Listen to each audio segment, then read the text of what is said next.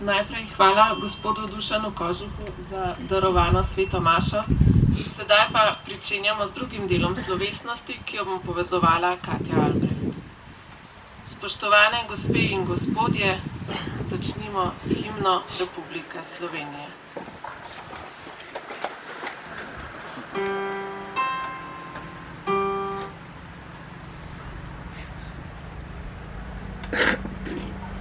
Živime si narodi, prikrepljeni dočaka dan, da kode sonce hodi, prepiri sveta bo pregnan. Darojak, razbolsa, keraple so se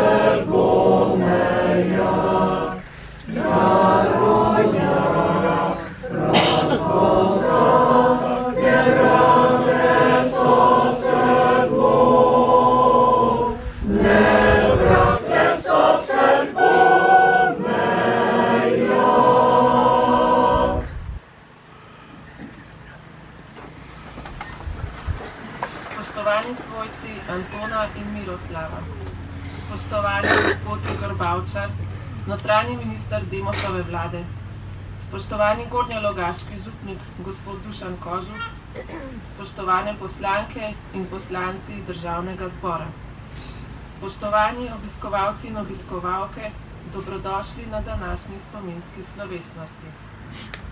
Junij je mesec, ko se pomlad prevesi v poletje, in tudi slovenska pomlad je ob nastopu poletja doživela vrhunec v svojem obdobju.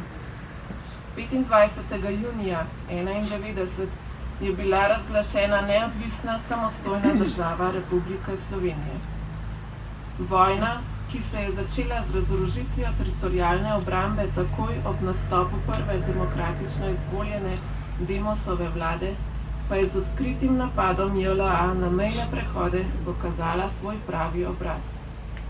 34 let kasneje se teh dogodkov spominjamo in na različne načine obeležujemo zgodovinsko najpomembnejši del naše zgodovine. Združenje VSO v ta namen pripravi na desetine različnih dogodkov po slovenskih krajih. Eden takih je sveta maša v stolnici ob koncu vojaških spopadov in v zahvalo Bogu za veličastno zmago v tej vojni.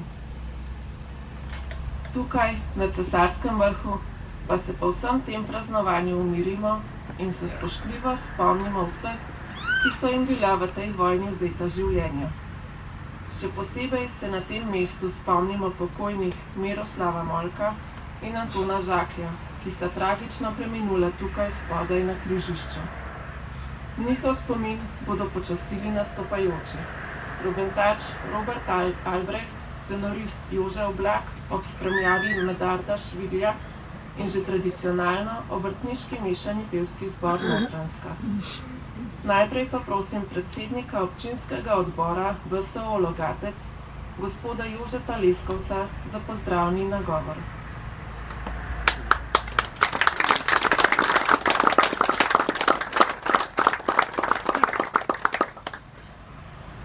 Spoštovani gospod Igor Bavčar, spoštovani župnik Dušan, poslanke in poslanci Državnega zbora, svojci Miroslava in Antona, veterani vojne za Slovenijo, pevci, prapoščaki, pohodniki in vsi ostali. Prav lepo pozdravljeni na našem letošnjem 12. srečanju v spomin na umrle v vojni za Slovenijo in še prav posebej v spomin na Antona Žaklja in Miroslava Molka, ki sta nas prav tukaj zapustila. Preden nadaljujemo,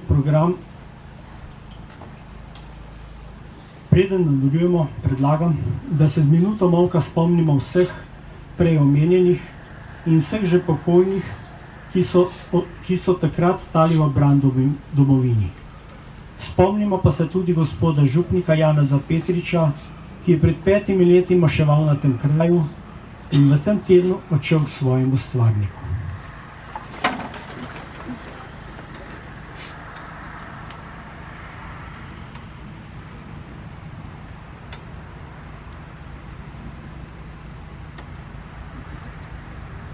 Slava jim in naj počivajo v Božjem miru. Ne vem, kako naj nadaljujem. Včasih imam občutek, da je bilo že vse povedano in da se nenehno ponavljamo. Pa vendar se po drugi strani sprašujem, ali naše besede sploh kdo sliši. 34 let po milosti, ki nam je bila dana, da smo z močno voljo in pogumom prišli do svoje države, nam komaj ustanovljeni muzej tega obdobja ukinjajo. Predsednica države odlikuje in poveličuje nek drugi del naše boleče zgodovine. Vladna koalicija se igra z usodo varnosti te države in vsakodnevno napada glavne in odločilne akterje osamosvojitvene vlade. Večina pa molči, brezbrižno, niti oddaleč ne vidi, kam ta vlak pelje. Televizijski šovi, TV nadaljevanke, nakupovalni centri so jim glavna duševna hrana. Tako da na volitvah, če se jih sploh udeležijo, državni zbor vsakič napolnijo z večjim balastom, da ne uporabim besede sranje. Upam, da je ta sestava zadnja take vrste in da slabše ne more biti. Ampak vse je omejeno, le človeška neumnost je neomejena. Bomo upali in videli, če se morda ta ladja norcev še lahko ustavi. Navadno od govornika pričakujemo spodbudne besede, ki poslušalca opogumlja. Ampak danes sem v začetku moral povedati nekaj pikrih.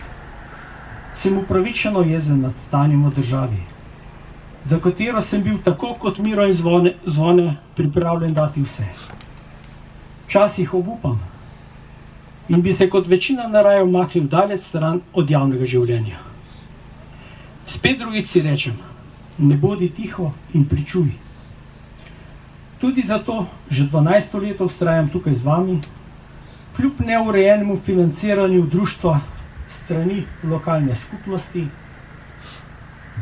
Naše delo temelji na prostovoljnih vaših darovih, pa za tako pomembno stvar gre, kot je ohranjanje spomina na mlada življenja naših dveh fantov, ki sta tukaj umrla. Tudi to je žalostna zgodba tega kraja. Spoštovani, Kristus je rekel svojim učencem: vi ste priče.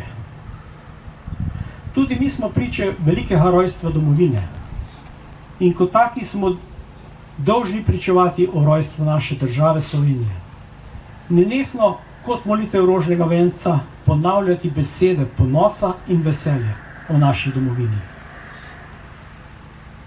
Niste nacionalisti, če ljubite svoj narod in domovino.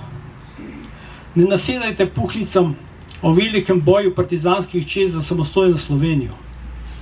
V naših šolah so nas učili o mogočni vse pomembni revoluciji, o herojih revolucije, o tekovinah revolucije, o mogočni zmagi proletariata, o vsevednih komunistih in podobnih neumnostih. Danes pa naj kar naenkrat verjamemo, da je šlo zgolj in samo za boj proti okupatorju. Resnic ni več, resnica je samo ena.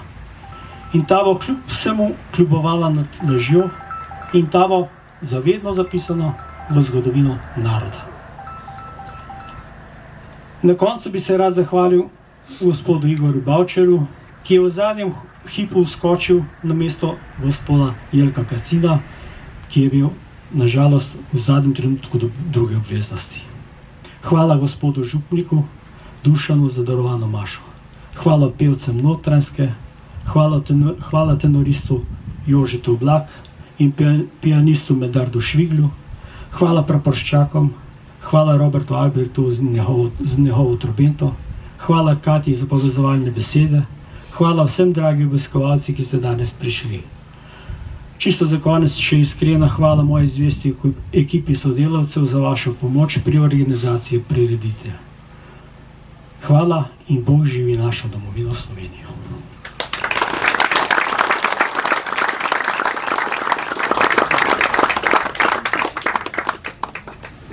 Hvala gospodu Jožetu za spodbudne besede, ki so malkrat izrečene na glas.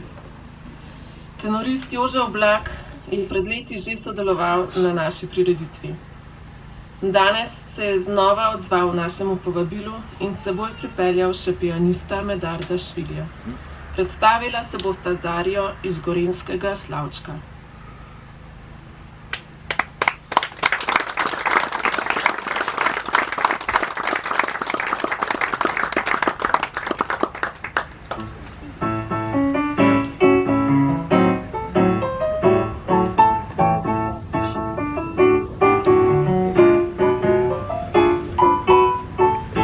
Veselje in radost doma sem doma, brezmejna mi sreča zdaj v srcu igra.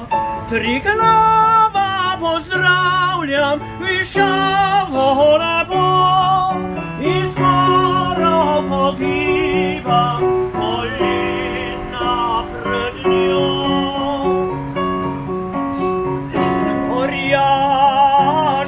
Se dviga,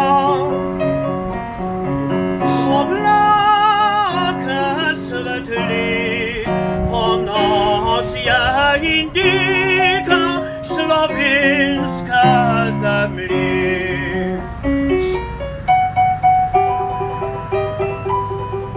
Podobe mamljive, visoki so čar, to raj je na zemlji, tu jaz sem doma.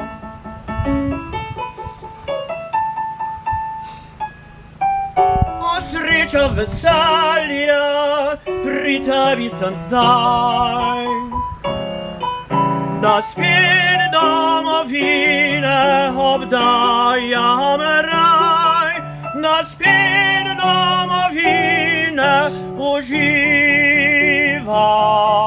užival, užival bi raj, bi raj.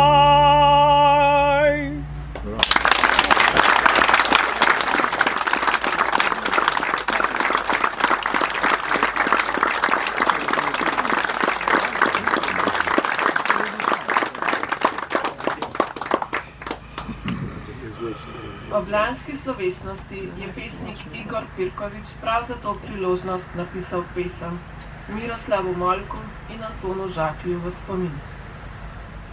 Tu na Cesarskem sta vrhu končala svojo prekratko zemeljsko pot. Hvala Anton in Miroslav, hvala, naj vaju varuje večno Gospod. Komaj scvetela sta za domovino, dala mladost sta in sanje za njo, dala življenje sta svoje edino, svojci pogrešajo vaju zelo. Vendar uteho ponos jih preveva, na njuna sinova, na častna moža. V mislih so z vama in ni bilo dneva, da ne bi spomin brisal solze s srca.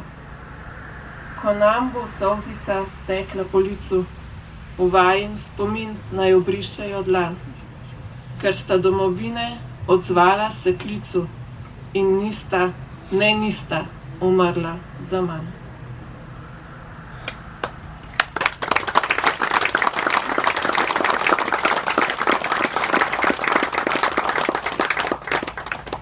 Domovino znamo resnično ceniti šele, ko smo daleč, daleč v tujem svetu in številne pesmi to opevajo. Ena takih je tudi ta, ki jo pojejo naši stalni gostje, obrtniški mešani pevski zbor Notranjska. Domov, slovenski kraj.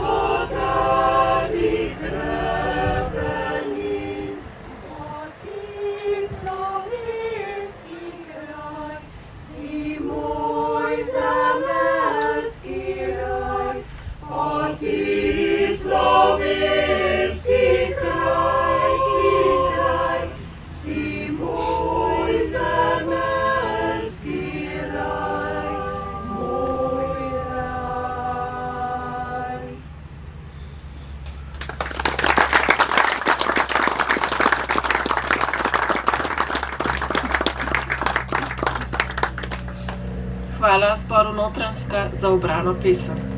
Sedaj pa pred mikrofon vabim notranjega ministra Demosove vlade, gospoda Igorja Bavčarja. Prosim, beseda.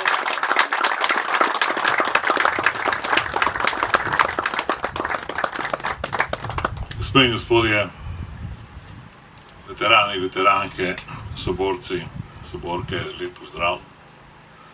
Najprej bi se rad zahvalil za ta izjemno lep trenutek, za to darovano mašo, posebej spominama prav na današnji dan preminuloma Miroslavu in Antonu, mojim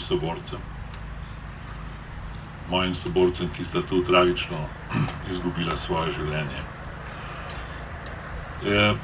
Poslušam, bom rekel, danes povsod besede, ki so zelo podobne uvodnemu nastopu našega predsednika. In si mislim, kaj pravzaprav povedati, a je potrebna tolažba, ali je potrebna spodbuda, ali lahko razložimo to, kar se danes dogaja, ko vsi upravičeno ugotavljamo, da pravzaprav ni neke velike navdušenosti nad tem, kar smo dosegli pred 34 leti. Da nekako v ljudeh manj je seveda težko razumeti nekatere politike, ki svojo kredibilnost še vedno iščejo v času komunistične revolucije. Ampak pri ljudeh tudi ni nekako, bom rekel, zaznati tistega vznesenega trenutka, ki smo mu bili priča pred 34 leti. Ko se sprašujem, zakaj pravzaprav ugotavljam, da smo, bom rekel, kljub besedam, ki smo jih tudi danes slišali o stoletnih sanjah slovenskega naroda, vendarle odkrito srčno povejmo, da v celotni zgodovini pred našo državo v resnici ni bilo ene resne politične organizacije, ki bi imela moč, da bi v svoj program zapisala svobodno, neodvisno državo. Bili so posamezniki, ki so sanjali o tem, ki so pisali o tem, ki so, bom rekel,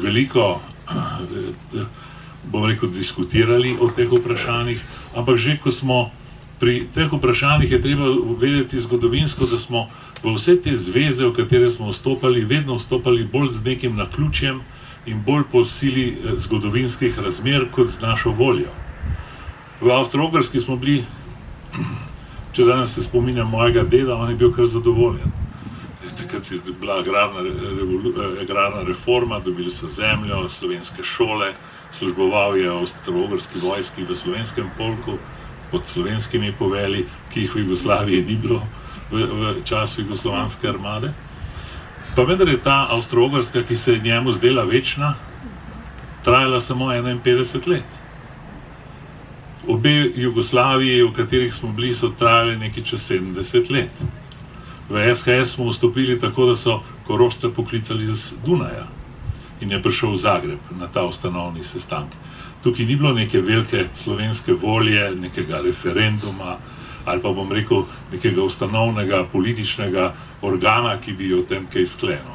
In tudi leta 1945, potem ko smo pristali v tej Jugoslaviji, je to bila, bom rekel, bolj intenca takratne komunistične partije, ki je z revolucijo prevzela oblast, in seveda razmer v takratnem svetu, ki so mnoge narode takrat kljub svoji domiselnosti potisnile v druge režime. Ne smemo pozabiti, da je leta 1945 prav z voljo velik del Evrope ostal pod komunizmom.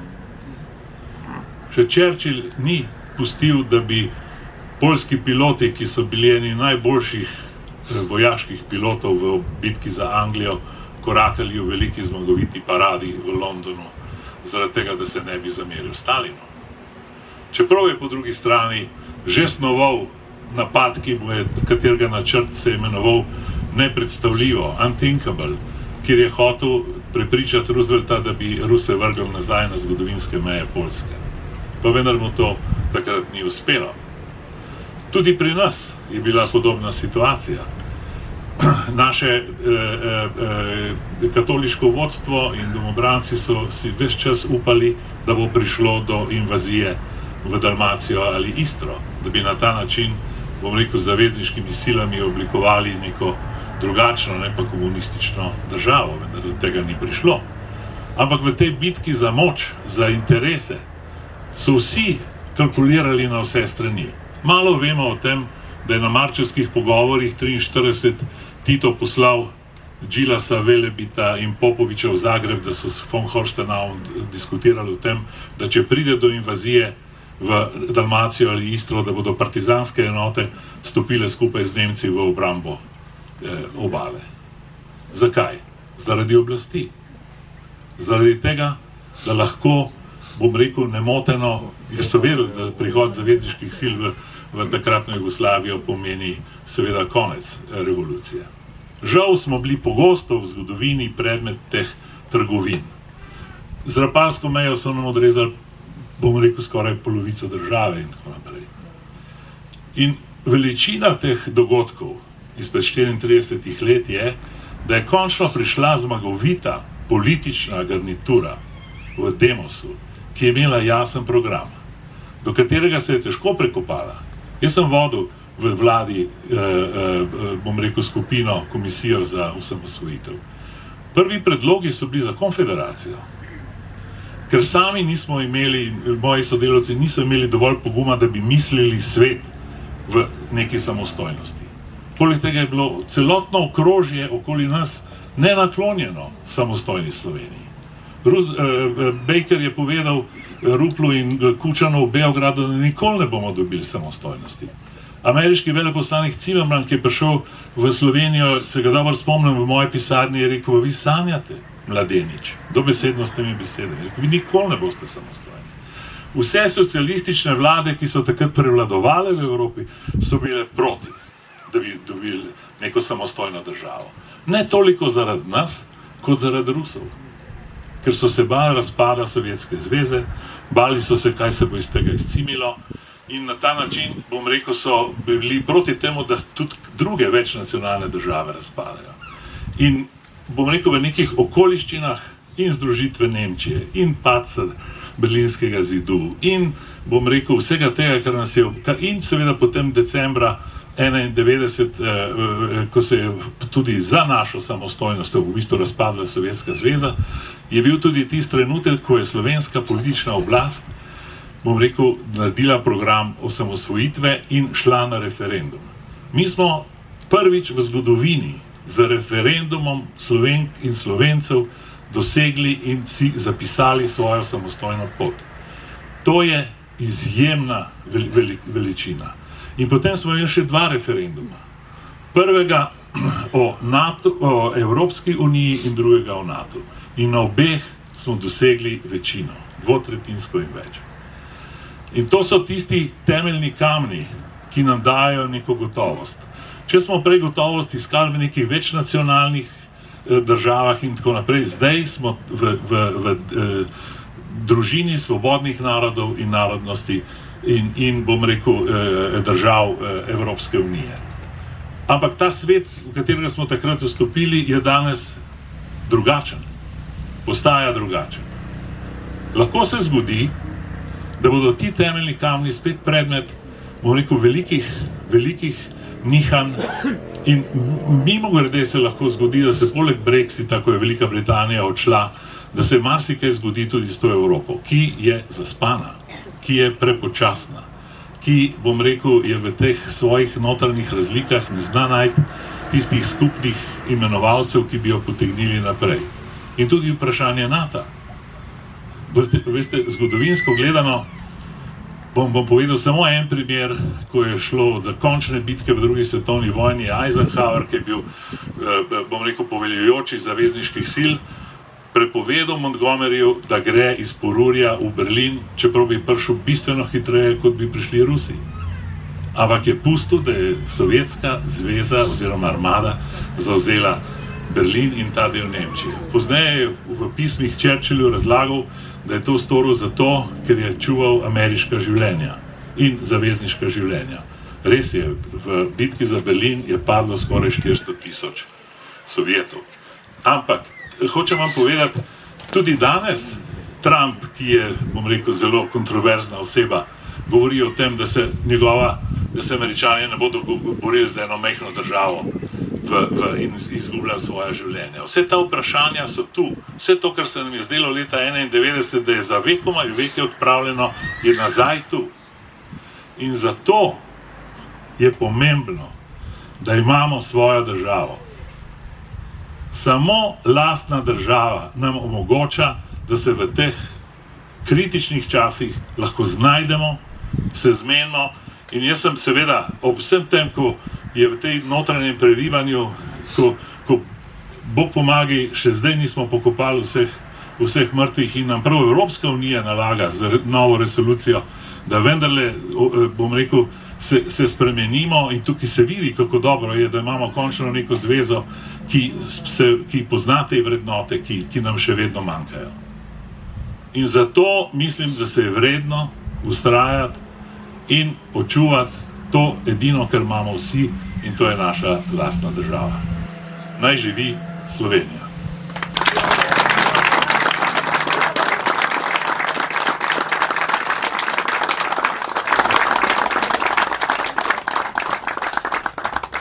Hvala, gospod Igor Bavčar, da ste svoje misli delili z nami in tudi hvala za vse, kar ste storili za Slovenijo v času njenega rojstva.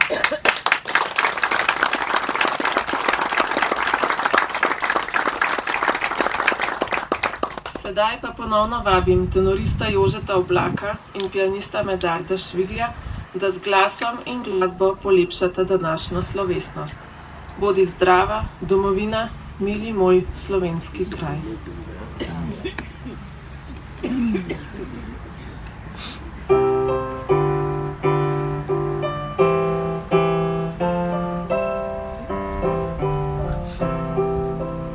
Bodi zdrava, domovina, mili moj slovenski kraj. Ti prekrasna, ti edina, meni si zemeljski raj. Tu je šiga, tu je ljudstvo, so prijatelji branjena. Slava le, slovansko čustvo, srce moje veseli.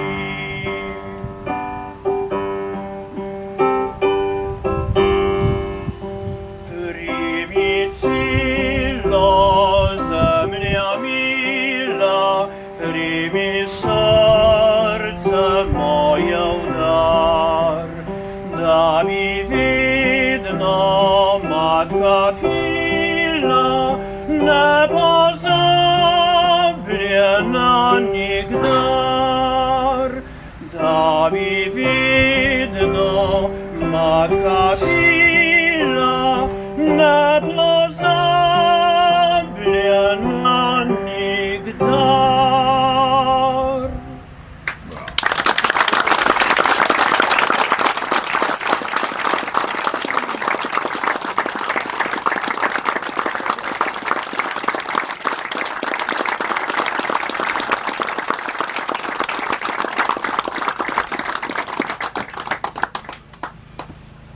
Tako, dragi obiskovalci, na vrsti je še zadnje dejanje današnje slovesnosti. Gospod Igor Bavčar bo k spominskemu obeležju položil venec v čast in zahvalo Miroslavu in Antonu, ki sta domovini dala tisto, kar človek lahko največ da, svoje življenje. Prosim, da se delegacija, praporščaki veteranskih društev in svojci umrlih pripravijo in se v sprevodu odpravijo do spominskega znamenja. Gospod Tina Likovič bo sprevod pospremil skladbo. Ostale obiskovalce pa lepo prosim, da na svojih mestih počakate na vrnitev delegacije.